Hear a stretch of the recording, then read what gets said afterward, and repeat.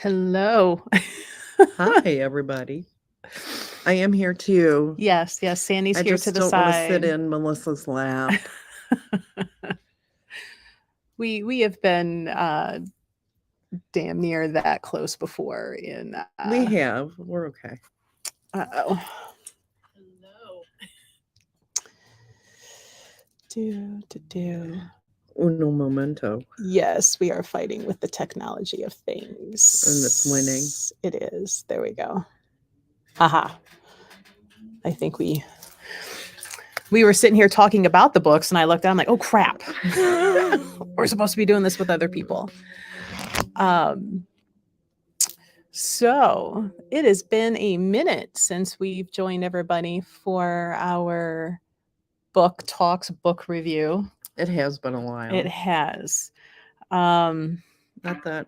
And we might be here a little bit, hopefully not too long, because we both have stacks that we're going to talk with you tonight. We do. Hello.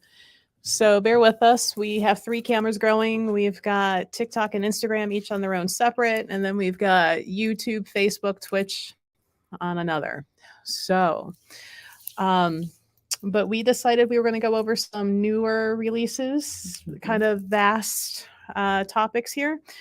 And then a couple of older titles that have been out that maybe people haven't heard or seen. Which one of us wants to go first, Sandy? Okay. Go for it. Go for it. All right. Do it. This one here, The Big Book of Candle Magic by Jackie Smith. I love this book if you are new for candle magic working. And my favorite thing about this book is the first chapter or two. She gets into why are you wanting to cast that spell to begin with? Don't just put a Band-Aid over it. You know, for instance, you're wanting to do a love spell. Well, what's been blocking you in obtaining love in the first place? Is it some traumatic issue from a childhood that you need to kind of delve into first? Are you more prone to being shy and self-isolation, so you're making it harder for yourself? So getting into the why you're in that predicament and working from the very bottom of what's causing. So it's great for that way. She gives so many references on how to work your candles, what you can add, how and why they work, the correlations. There's a lot in here. She even gives you the astrology stuff if you're into that. Me personally, I don't care. But she will tell you work the magic when you need it. If you are in a financial bind, the engine blew, you're getting laid off at work, you're not going to wait 2 weeks for a full moon or a new moon, however you want to do it for your money. You're going to cast that spell now. So don't wait and continue suffering. She even covers some other little things to add to your candle working that I hadn't even thought to do, like dice. Adding that in. Dice is prosperity, using spells where you need the odds to be in your favor. So she gives some really good extra correlations, thinking outside the box of doing your candle working. This is a nice thick book with a lot of info in it.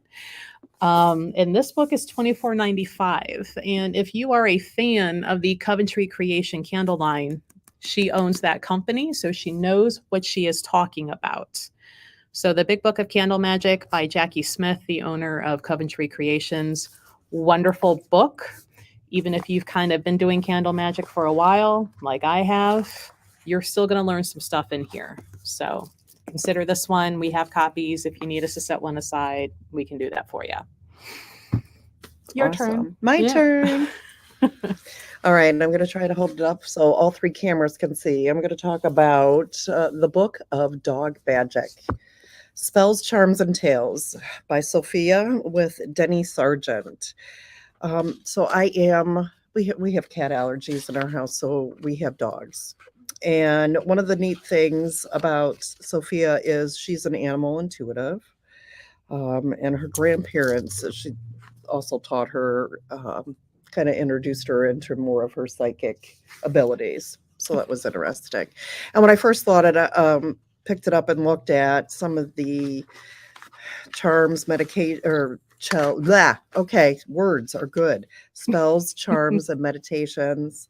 How a spell to find the perfect breed, or new dog love visualization. Words and I aren't getting along. That's That not was a good. big word that came out there. Uh-huh. And I'm thinking, oh, this is just going to tell me how to pick a puppy and raise it. But I was wrong, which I'm glad I was wrong. Um, she goes into depth about magical dogs around the world. She talks about um, really looking at how great dogs are, not just for search and rescue or companion or service dogs, dogs that can, that are there to help people with diabetes when their sugar goes too low, too high. Um, and in a lot of ways, it is a magical bond between the dog and the owner. Mhm. She also goes on to talk about how to imprint with a new puppy, and it's a really cute spell, and it has to do with fabric. And she does talk about the full moon, so I think on this one maybe timing is everything. But a small deep blue soft cloth or blanket, like cotton wool, and some rose water. And she just tells you, and some of this is common sense with a magical flair to it, right? Sleep with the cloth or blanket close to your skin at least one night before you get the puppy. Before you go to sleep, hold it close and burn some calming incense. And she recommends jasmine. And then while thinking happy puppy thoughts. And then she tells you at twilight or early evening, go outside with the blanket, stand quietly, thinking peaceful thoughts, breathe deeply, and completely relax. Put the blanket all around you, and then feel joy at getting that new puppy. Surround yourself with calming blue light and say, the lair is safe. The night brings peace. All stress and sorrow now release. And then she goes on to tell you a little more. And I thought, okay, that was kind of neat. And then she also talks about making your dog your familiar. And this one is really simple. You need a sharp pin because if you're not a blood person, you do need to prick your finger and put a few drops of blood on the dog's food too. And if the dog eats, then the dog's willing to accept your contract as a familiar. And if not, then no. I have certain things about that. I will just Yeah. let my tone carry that one over for you. Got it. Mhm. And then she also talks about working with deceased or spirit dogs. I thought was kind of interesting, especially when I do think of Marianne and all the conversations about her ghost dog. And then last but not least in this book, she does kind of give recommendations based on your zodiacal sign, which I thought was interesting. And we know how Melissa feels. I'm a Capricorn, and I can tell you I've not had any of these breeds. But that doesn't mean I wouldn't be willing to try. Try one. Yeah, I don't know. It's a cute book, especially if you're a dog lover. I will say that whenever I have my crystals out, one of my dogs, who I do consider my familiar, he likes to be involved. So Nice. I do think dogs can be familiars. They're breaking that stereotype. So one of the next books I read was The Witch's Guide to the Paranormal. And you know me, I work with Marianne Winkowski, the Ghost Whisperer, quite often. So of course I had to delve into this to see what could be said. By J. Allen Cross. This is Llewellyn Publishing. Flex investigative methods that only witches can yield. I don't think it's just witches that can do the stuff that's in here, but catchy, right? I do like that he is going over different cleansing. You've got your smoke cleansings. He does cover different herbs that can be used. Herbs and resins, I should say. So dragon's blood, copal, frankincense, and myrrh, which, there's a reason why the Catholic Church uses that so much. Absolutely. Hint, hint, wink, wink.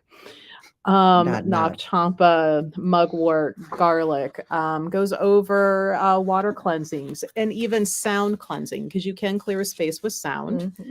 Mhm.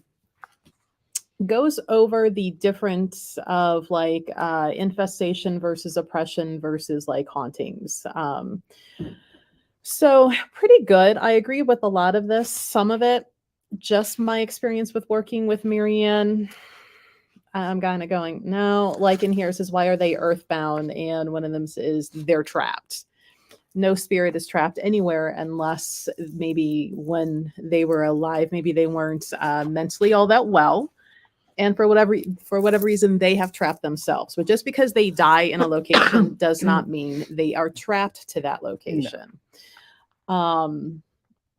But it's pretty good. It's not horrible. And what I found interesting is I was reading a lot of this. I'm like, a lot of this sounds familiar with what Marianne and I talk about. Well, in the recommended reading, the last one, because it's alphabetical, is Marianne Winkowski When Ghost Speaks, Understanding the World of Earthbound Spirits.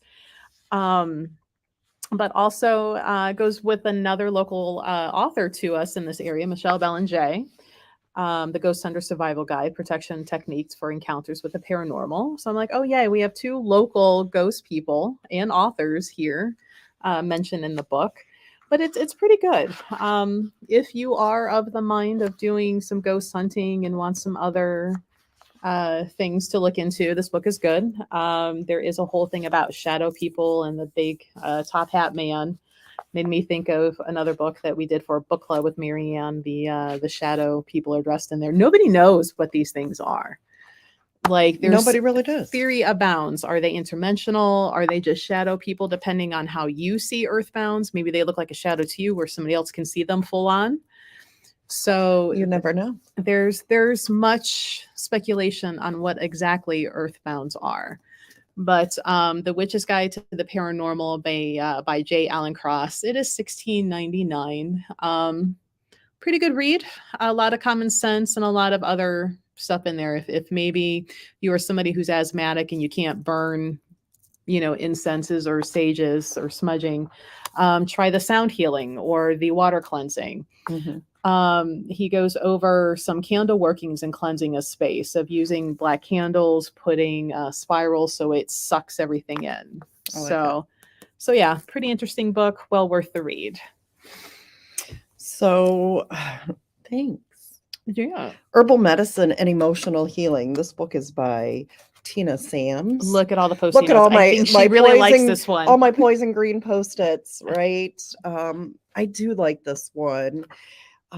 There's something that just kind of spoke to me. I'm one of the rare people, I suppose, or maybe I'm not. You guys tell me if I'm wrong, that actually read an introduction to a book. Okay, I'm the oddball out, sure. But one of the things that I really liked and I'm just going to read briefly, she said, I wasn't giving them just tea. I was giving them all the beauty that surrounded each plant. I was filling their emptiness with swamps, meadows, and every plant's experiences of deer running past them, rabbits feasting on them, sounds of trains off in the distance, thunderstorms and brilliant sunrises, breathtaking sunsets and long winter nights with full moon shining down on them. All bubbling creeks and streams, rushing rivers, and huge waves from gigantic lakes. And she goes on to describe the herbs. And I'm not going to lie, the first thing that came to my mind with the deer running past them was probably the deer tinkling on them too. But that's why it's important you wash your herbs. Just plant the marigold-rounds around and keep them out. Especially, depending on where you're foraging. I mean, just saying. It's one of those things. So in here, she does have a lot of recipes for tinctures for different things, not just for emotional help, stress, even allergies. But one of the other things she says is to not ignore your doctor too. So that's important. And I really like that she's not kind of just blowing it off. She even talks about journaling. We're kind of coming into shadow season. So she gives you some journal prompts like, how are you doing today? And journaling about it. She also talks about sourcing and the ethical sourcing of plants. And she gives some recommendations of companies, especially because a lot of these aren't just used for dressing candles or in spell work. They're for, you're actually going to consume these. And she also includes things for if you're allergic. So if you know you're allergic to a specific ingredient that she calls for, she does offer up some substitutions, which Nice. is really important. She's got just a ton of great, brilliant pictures in here. She also goes on to talk about tinctures, how to make them, decoctions, how to make those. She gives bathtub teas as well that you can make on your own. And Does she talk about making sure not to let some of your herbs go down your drain so you don't clog your drain with growing plants? yes, one of the Okay. things that she talks about right here is what you're going to need is like a cheesecloth, a muslin, piece of muslin to tie your herbs in. And I also like to use a giant tea ball, one of the huge ones that I can find when I take bath teas. But one of the other things that I liked about her is that she also gives some great pictures of the herbs. They're alphabetical. She has a nice appendix in here. She talks about culinary herbs, non-culinary herbs. Her glossary is great. Just about everything. And it's for, I think, anybody who is just getting started. Mm. Or even if you're kind of established. She gives you, like I said, resources on where you can find herbs, where you can find I like her different weight equivalents supplies. and Yes, she definitely gives you oven temperatures, both Fahrenheit and Celsius, so it doesn't matter where you are. Same thing with volumes, weights. Evil Ann said pictures my kind of book. Yes, This guy. yes, definitely like the pictures. Which is nice when you're, especially if you're foraging, because then you know what you're getting. And because they're not just a drawing, they're an actual picture, you'll be able to say, oh, this is lemon balm. Yes, I can identify that. Because, you know, sometimes that coloring can change slightly. The leaves can look the same Mm-hmm. and be way off, and you're maybe on the poison. Right. So I think this is a great book, and I like that she kind of gives it all there. She's got 101 different recipes. She's got some herbal allies too. I think it was definitely one that's worth diving into. And it's only, is that right? Wow, it's only $16.99. I think it's well worth it. There you go. $16.99, guys. Not in there for that. There is. So the next couple I'll do are some newer folk magic, Appalachian, and the next one will be Southern folk after this one. This one here, if you're somebody that you like collecting old texts just to have to reference back maybe on some history, sure, have at this one. There is a disclaimer right in the front that some of these are potentially dangerous, poisonous, and not really in a fun way. There's no like to get rid of the cheating husband. No. And there's some back history in here that really this Osmonds and Steele, Appalachian folk magic. Jake Richards put this out with a foreword by Silver Ravenwolf. And she gives her real name in the foreword. I forget what it is. Don't care. How do you really feel about this book? Yeah, I was really contemplating on doing a couple of these because this is the first time that we're doing book reviews, and I'm not exactly thrilled with a bunch of them. But it's pretty well hinted in the beginning in this, the history of how this author finally came across this, that Osman was the mother, Steele was the son, and this was more of a money-making publication. So people could go around and say, I can heal you with all these things. Some of them, I'm sure, could be, but for the most part, like I was looking around, the one that I kind of laughed a bit with was a good remedy for vomiting and diarrhea. Take pulverized cloves and eat them together with bread soaked in red wine, and you will soon find relief. So saith the book. The cloves may be put upon the bread. Maybe put upon. Maybe put upon. That's provided you do not have sensory eating issues of wet, soggy bread going in your mouth. I do, therefore, I will not. No. It's interesting. It kind of throws back to medieval Yeah. medicine. A lot of what's in here is not really going to pertain to today's life, right? So this is old. This is like 1800 stuff. The curing of swelling in the cattle. Um, Right. And it's not really for urban use unless you do happen to keep cattle. a protection against cross dogs. Repeat the following: Dog, hold thy nose to the ground. God has made me an hound. In the name of God, the Father, the Son, and the Holy Ghost. Amen. It's that top one. Ta-da. So it's kind of, if you just like collecting old text and having that history and kind of tracing, lineage, sure, add it. But it's not super helpful for what we are doing in today's world. A certain cure for hollow horns on cows. So, I mean, yeah, there you go. Old Appalachian folk magic. Old is the key word, right? Yeah. And I was kind of surprised how many, there weren't that much biblical or scripture used, because in quite a bit of folk magic, you will hear a lot of these practitioners are holy men that are using the Bible to heal. Mm-hmm. Not so many in this. So, yeah. This may not be one that I will run out and be like, you must have it. No, that must fall get into this the one. womp, womp, womp. Leave that one aside. Womp, womp, womp. Yeah. All right, so from pretty pictures to not as many. Becoming the Witch, The Art of Magic by Danae Moon Thorpe. So what this book lacks in pictures, she really does make up for in information.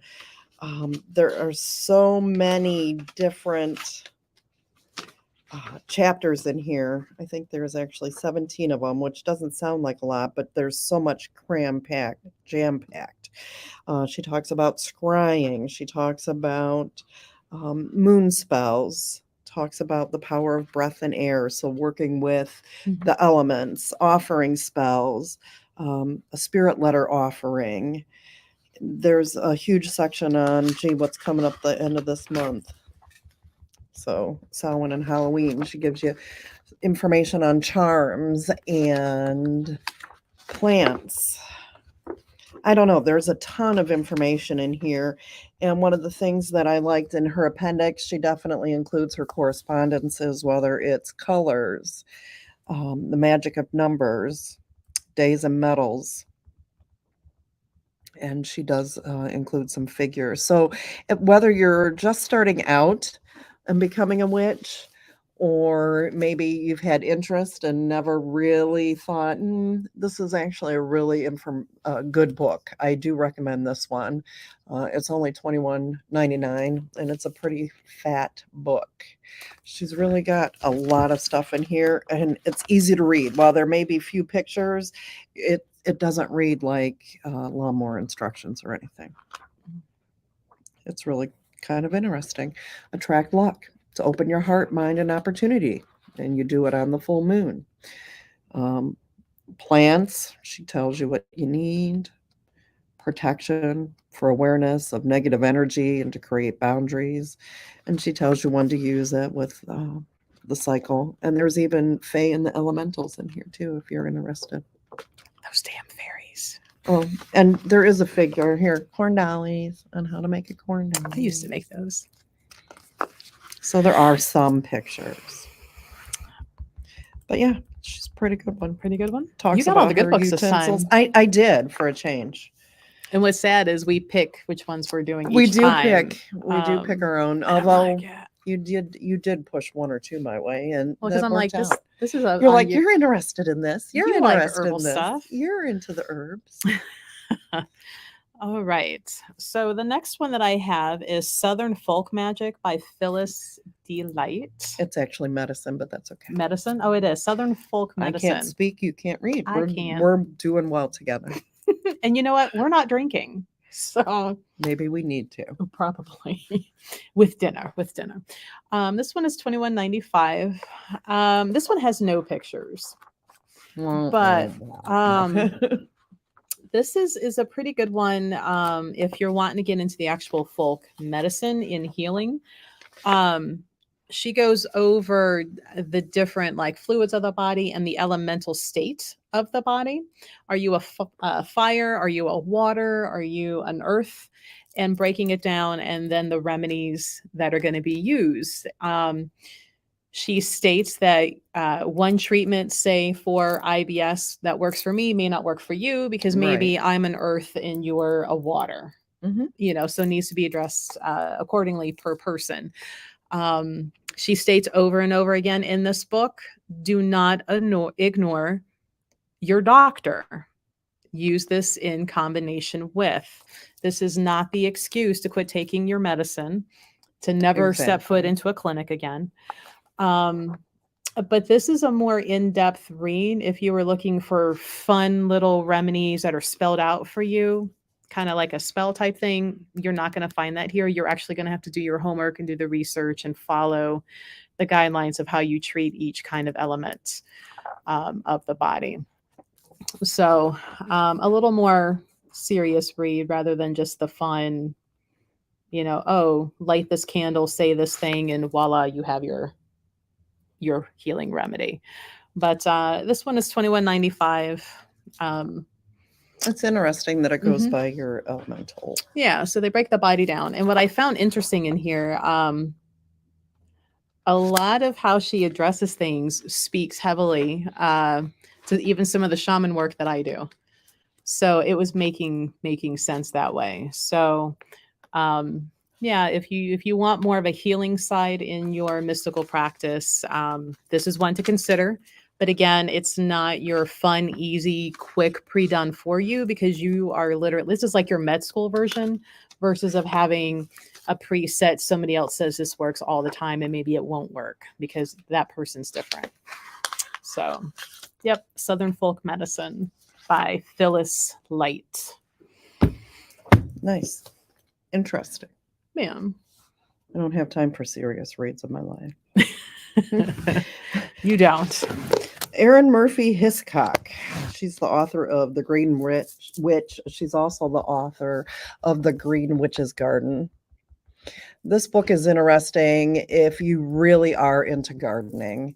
And she not only talks about soil development, but spells, chants, sayings, things to wake your garden up every spring, how to put it to bed for the winter if you're in a season, you know, in a climate like we are. You go outside and yell, go to bed. Go to bed right now. She talks about what is a good list of plants and their color correspondence. She does give some nice colored pictures. It's really kind of interesting. It's a lot more than what I thought. Having had a garden myself and getting away from it because I just haven't had the time. The importance of your soil and talking about how you can, you know, get it tested, what you can do to enhance it. But then she also goes on and talks about what you can use as a substitute for blood in spells. Oh, hearkening back to here. See if your dog will eat this. See if the dog will eat my food with 3 drops of my blood. Cherry juice. Okay. She says cherry juice can be used as a substitute for blood spells. Well, why the hell not? So there you go. Whether you want to give your dog your blood or not, that's okay. But she does give you magical associations of fruits, vegetables, herbs, different plants. So when I saw the cherry was a good substitute for blood, I thought that was a neat one. She has charms for new plants, bringing them in. Everybody knows about talking to your house plants and when you're, you know, giving them a new pot and telling them why and how it's going to help. But she's got charms for welcoming new plants into your garden. So it's a really nice way to look at gardening and bringing it into the magical and spiritual part of your life. Nice. So this book, I would definitely recommend that. She even goes on about garden folklore. I gotta stop Fart- reading folklore. How about garden folklore and traditions? Okay. Just making up Deities, new words. deities and spirits associated with gardens. Hmm. So, who do you think from the Greek pantheon would be associated with gardens? Probably either Demeter or Hestia. Yep, Demeter, right Whoop. off the bat. And she goes on with Chinese, Japanese, and Egyptian ones as well. There's quite a few different deities from different pantheons, which I was impressed because sometimes you don't get more than one or two Right, and it's referenced usually in a book. Celtic and Greco-Roman. And then, yeah, casting spells in your garden, intuitive magic, ideas for garden spell work. Bless you. Thank you. You're welcome. Is there a spell to keep the pollen down for your allergies I in your own haven't found garden? that one in this. I'm sorry. Well, we need to contact her and be like, try harder. That's right. So this book's only $17.99. It's And a it's a decent hardback, size. guys. It is a hardback, which is nice. And honestly, there's room to make notes. She definitely has a lot of room in the margins where you can make notes with regards to what you've wanted to do and kind of make it your own BOS when it comes to your garden.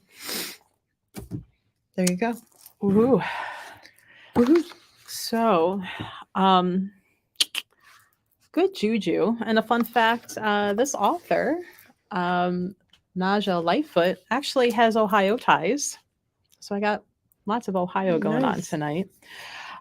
She is a really good writer. Like, she draws you in, she connects you. She's not talking down to you in, like, because she's been doing this for so long and you're a newbie and let me tell you how things are. She's really good at connecting you. She reiterates over and over that so it says Juju, let me back up, and it's a lot of hoodoo work. So I talked about this briefly on Thursday's live when we were going over hoodoo, because it's Hoodoo Appreciation Month. It's a thinner book, but she's got a lot in here. But she reminds us that hoodoo is a practice, not a religion, and it is an open practice. She does give history and background with it. The thing that I found really helpful in here, and I think a lot of you would as well, she goes over the lesser banishing ritual of the pentagram, how to do it, what to say, the actions you're going to do. I can't tell you the last time I've seen that explained in a book in a long time. Yeah, that's nice. So was impressed with that.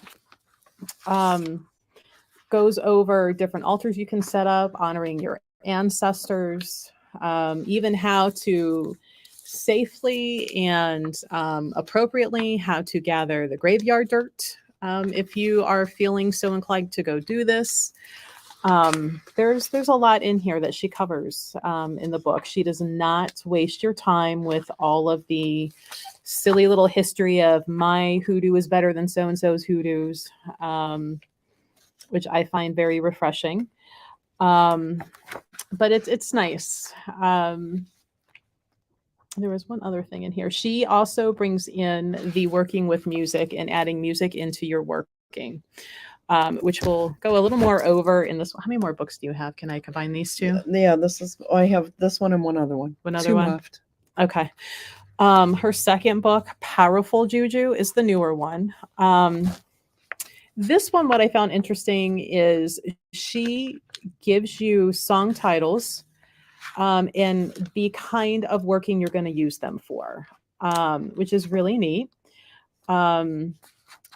So if you are in with a court case and you need help, you're going to call in Marie Laveau with the song Willow by the artist Joan Armatrading. And she walks you step by step how to do that working. So it was interesting. I like her thinking outside of the box. And I like that you can get Marie Laveau on your side. Yeah. Healing Your Soul with Solstice Minerva. And the song is Ball and Chain, and that's Janis Joplin. So her music taste is across the board. It's not all one type of genre. It's pretty interesting. So if you're looking for a way to kind of step outside the box of doing the same old thing all the time, and you're open-minded into adding music and experiencing different kinds of music into your working, this is a good one here, Powerful Juju. And again, she was the author of Good Juju. And for those of us that are from Ohio, like, it's just fun to help support somebody with Ohio ties that lived in Ohio. I think she said she was around Chillicothe. So Good Juju and Powerful Juju. That's awesome. Rise of the Witch by Whiskey Stevens. That's how I wake up before my coffee in the morning. Making magic happen your way. Dun, dun, dun, dun. She's out of Canada, just so you know. Okay. She talks about her magic as grunge magic. In other words, she just kind of decides, you know what, I'm going to do this, and I'm going to initiate myself into it. And she goes. And one of the things that I like about this is she gives you not only chapters to read with information, but exercises that are pretty simple to follow, meditations, suggestions for meditations. Don't be spreading those lies, Evelyn. She talks about altar maintenance, your tools, your exercises.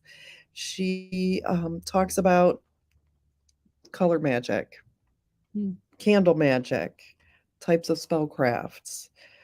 She talks about Wicca, and her grunge magic from the 90s was characterized by unkempt clothing, edgy rock music, and general attitude of being carefree. I just keep hearing Nirvana. There's her grunge magic. That's how she pictures herself. One of the things that I do like about her is she talks about, unfortunately, it's nobody we know, but she talks about how you can actually take your interest in magic and being a witch and opening your own store, making a living at it full time. Nope. No, not a damn thing about that. I don't know anybody who can do that or has done it or is doing it right now. No. But this is an interesting book. She does have some suggested reading. One of them happens to be Candle Magic, is also recommended in Rise of the Witch here by Whiskey Stevens. So by Body, Mind, and Spirit Witchcraft. She talks about the different types too: chaos magic, finding a mentor, buying a flannel, lighting your candle. Yeah, magic on a budget, which I thought was kind of nice. So many people think that you have to have big elaborate things to cast a spell, and you really don't. Right. So some of the exercises, for example, make bath salts or make your own tarot and oracle cards. It's, you know, you have a deck you really can't afford, make one. I mean, that's how most of them, especially oracles, start out. Right. We have that divination meetup, and there's been a couple times where the group collectively made an oracle deck. And at times they will use that during the meetup for reading. And of course, shadow work, integrating the shadow, different ceremonies, and sharing your magic with the world. I think it's kind of interesting. And then one of the things that's fun is she says, come back to this page a year from today and answer the questions left for you here. 12 months have passed, each bringing its own lesson to learn and messages from the divine to digest.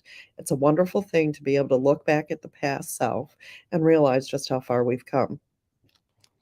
And then Nice. she lists out 10 different questions. So it's kind of back to the little journaling type there. It really is. It's not a bad book. I had never heard of her, I'll be honest. She's written quite a few books.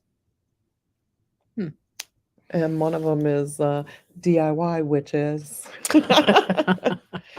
Do it yourself. DIY Witches. Okay. The next one, we're going to pull this out here. Try and keep this separated with fingers. Would you like one of my 27 Post-it notes? Your poison. I like your poison my green. poison green Post-it notes. Would you like one of them? Poison ivy here. It's nice. I had bought those little tabby things and then promptly left them somewhere. And I refuse to buy another pack, because as soon as I do, I'll find the first ones. Yes. Okay. So, Mastering Magic by Matt Aron, and his first book, Psychic Witch, great book, still continues to fly off the shelves. I'm like, let me do this one. I have mixed feelings on this. I'm going to jump to the parts that I really liked here. He's got a whole section with sigils, and sigils have become a little more popular with Laura Tempest Zakharoff book, Sigil Witchery, which he gives the credit for one of her sigils to use. But he then goes over, and this is one of the first ones that I learned because I had still have great interest in the Enochian. And when you see the angel names written out, they're usually in that sporadic drawing. And it's because you're using this wheel here to make that. Let me back out so everybody can see it, to make it.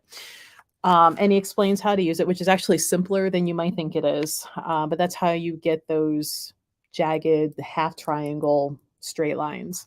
That's interesting. And then the other way was actually the first way that I learned from one of my teachers way back when, is writing out names or sentences, and you cross off the repeating letters, and you use that to create your own sigil. And then he takes it a step further by making it look less like the letters right here and making it look more artsy for that sigil. This is more so if you have that written around somewhere.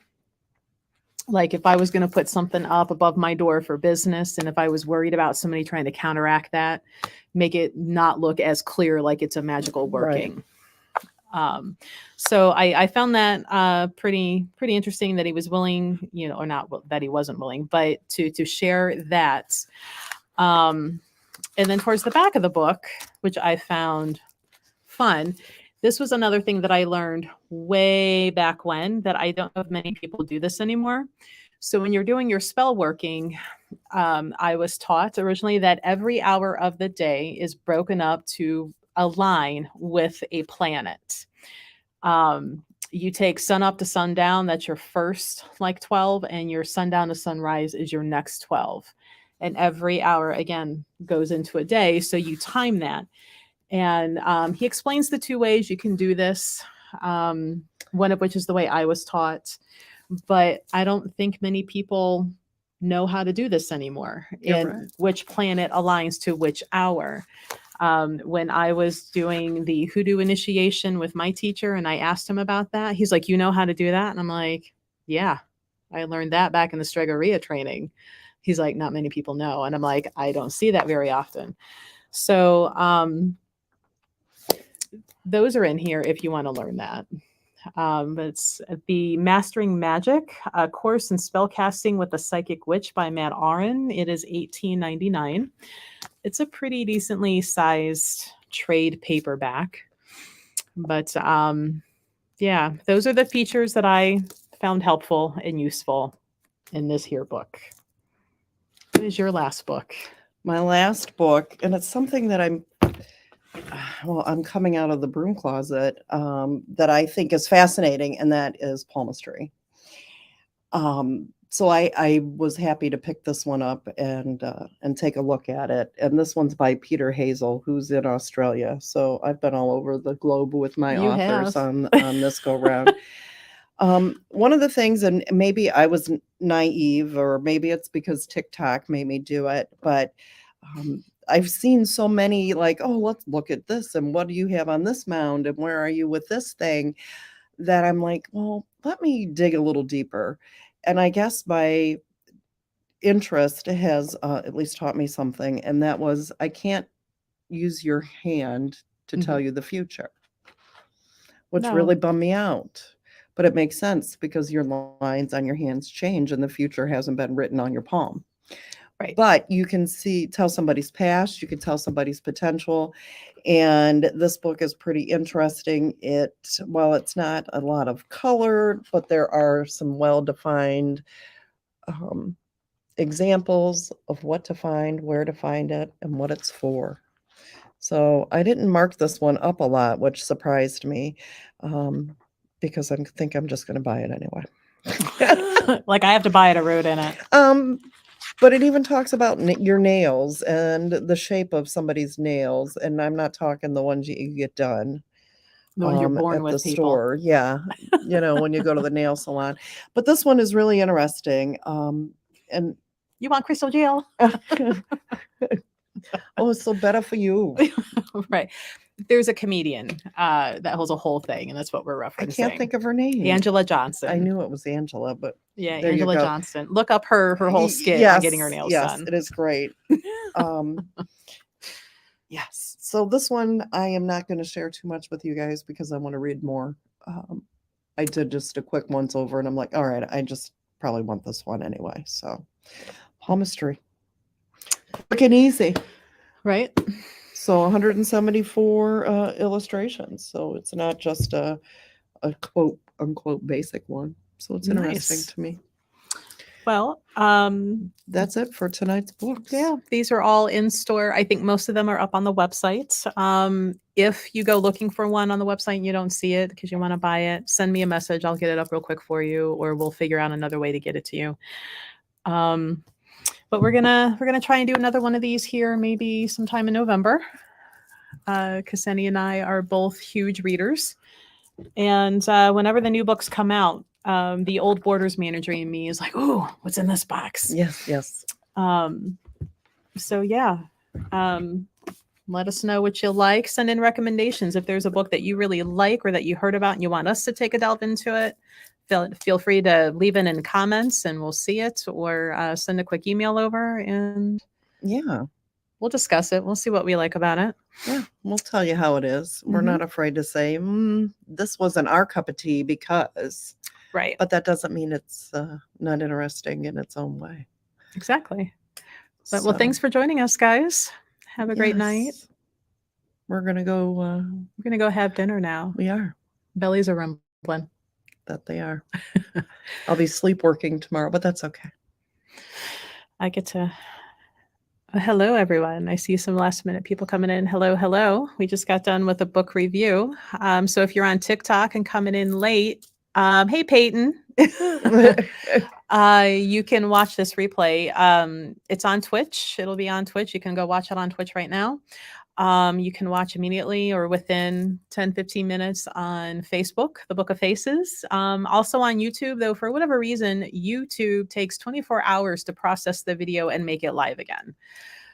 So catch us over on Twitch or on our Facebook page, and you can watch it again and laugh at me not being able to speak properly. Words were hard tonight. Words were hard. Yeah. It's a good thing I can read them faster than they can come out of my mouth. But thanks for joining, everyone. And I know, Peyton, you just got here. I'm sorry.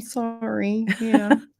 We're going to go eat. We went through a lot of books, too. Yeah, this was a lot. I had 2, 4, 6. I had 7. How many did you have? 2, 4, 6. I had 7, but I didn't review the one. Yeah, you weren't a big fan. I was not. I was really debating on that last one of mine, too, on it. All right, guys. Thanks Have for a good joining. night. Thanks for coming. Bye, guys. Oh.